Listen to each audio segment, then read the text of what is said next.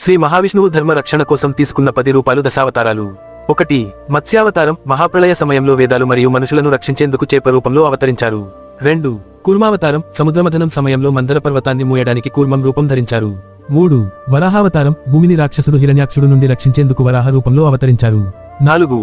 నరసింహావతారం, భక్తుడు ప్రహ్లాదుని రక్షించేందుకు, హిరణ్యకశిపుడిని సంహరించేందుకు ఈ రూపం ధరించారు. 5. వామనావతారం, బలి చక్రవర్తిని మాయా రూపంలో మోసపెట్టి లోకాలను దేవతలకు తిరిగి పొందేందుకు అవతరించారు. 6. పరశురామావతారం, దుర్మార్గ క్షత్రియులను నాశనం చేయటానికి పరశురాముడు అవతరించారు. 7. రామావతారం, రామాయణంలో విరోధి రాక్షసరాజు రావణుడిని సంహరించి ధర్మాన్ని స్థాపించారు. 8. కృష్ణావతారం, మహాభారతంలో ముఖ్య పాత్రధారి మరియు భగవద్గీతను ఉపదేశించినవాడు. 9.